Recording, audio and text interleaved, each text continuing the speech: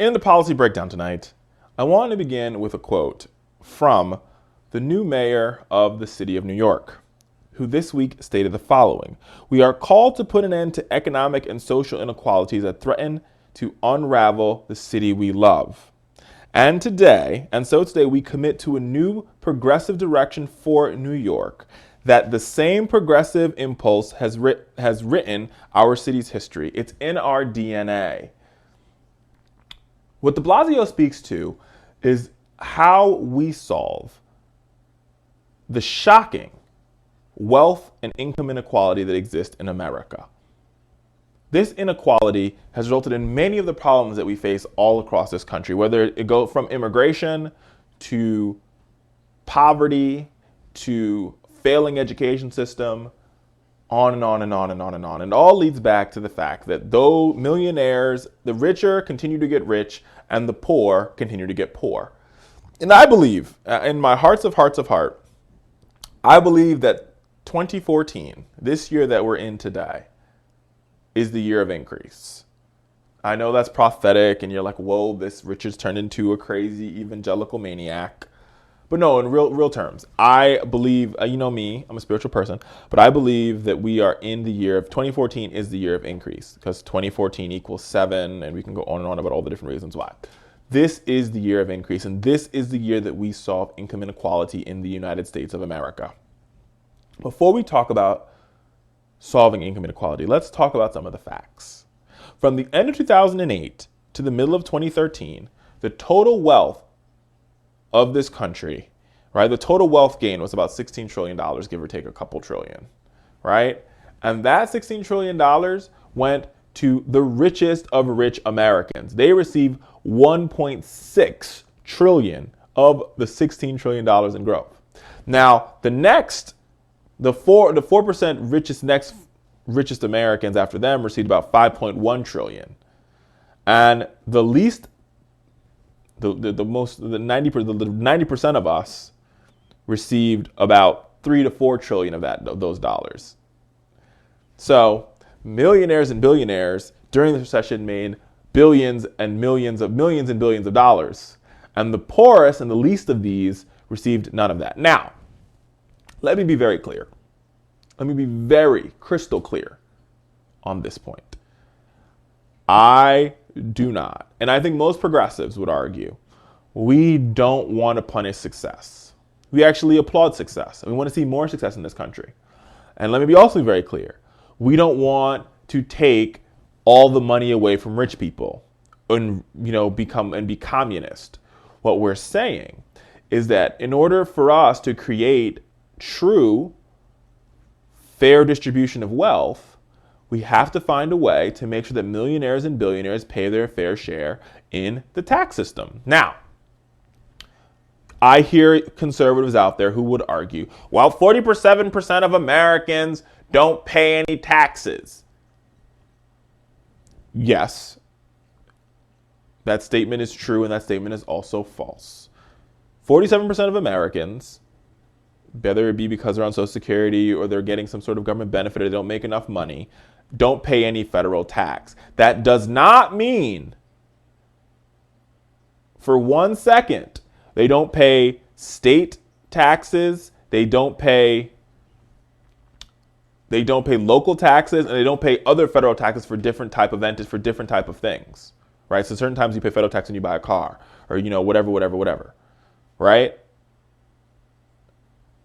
So, and let's also put all the facts out there before we even get to the argument here. The other fact that needs to be very clear: those who make less income have a higher propensity to spend more of their money because they have less of it to spend, right? So if I make $20,000, $25,000 a year and I have a child, I will save none of that money. I will invest none of that money. I will spend all of it, and that money will go right back into the economy.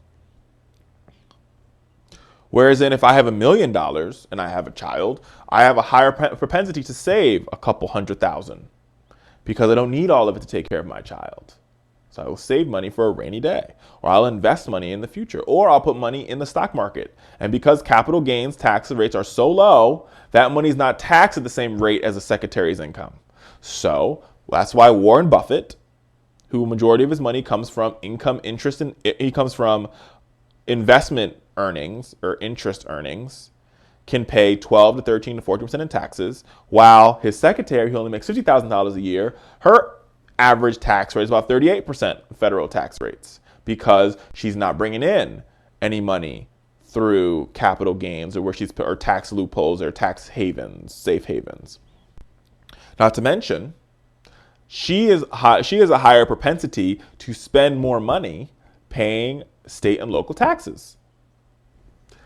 So we've put all the facts out there, just so you know. Because I like to clear the facts up before we even get to the argument about why we need to solve this problem in this country. So, Ronald Reagan, when he became president, had this whole ideal of supply-side economics, or we'll trickle down. We'll cut taxes for the richest 1% and the richest 2% of Americans. We'll slash their taxes in half. Just cut them. And what will happen is that they'll have more margin, they'll have more income. And because they have more income coming in, they'll hire more people. But what we've actually found to be the truth, why this theory does not work, is because a lot of those individuals will actually sit on the money. And they'll put that money back into the stock market or put that money back into investments that don't yield or don't create jobs. So if we truly want to grow our economy, what we've got to do is have a fair and equal distribution of wealth so that those that are part of the 90% that have a higher marginal propensity to spend money or to consume will spend more. 70% of our economic growth is driven by consumer spending. Thus, when you give an employee that works at Walmart a $2, $3 wage, they're more likely to put that money right back into the economy. If we want to grow our economy, we have to grow our economy like how we run our campaigns, grassroots up. Just think about it, logically. Have you ever heard of growing a plant from the canopy down? No, because it doesn't make any sense. You grow a plant from the seed up, right? If you want to create fruit, you plant it in the ground and it grows up. If we want to grow our economy, we've got to make sure we distribute wealth, and we got to make sure that those that are the least of these are making enough money so they can create the canopy. They can create and they can grow the limbs, and the millionaires and billionaires can exist, as well as those that are the poorest amongst us. Now, we're in a society where if you look at the wealth graph, you have a whole bunch of people, a majority of the population over here, and a majority of the wealth over here. America. This is a global problem. It's not only happening in the United States, it's happening all across the world. In order for us to fix our economic system, in order for us to make this economy work for those who work for a living, we have got to find a way to make sure that millionaires and billionaires are paying their fair share, and those who pay their fair share are making more money. It's just that simple. If we want to regrow this economy, we have got to have made in America again. We've got to create manufacturing jobs right here at home. We've got to make sure that we're paying our customer service jobs at the highest rate possible in order to grow the economy. That, America, is how we create true economic growth. That's how we do it. And think about it for just a second. That extra money, in New York's case, Bill de Blasio is talking about making sure that millionaires and billionaires pay $900 a year more in taxes, which is, a latte every day. That latte every day goes to the next generation, goes to universal pre-K, goes to giving our kids books, meaning that there'll be more folks in New York City paying into tax base 10 years from now. That is an investment in the future. That's an investment I can believe in. We're going to file share for this break.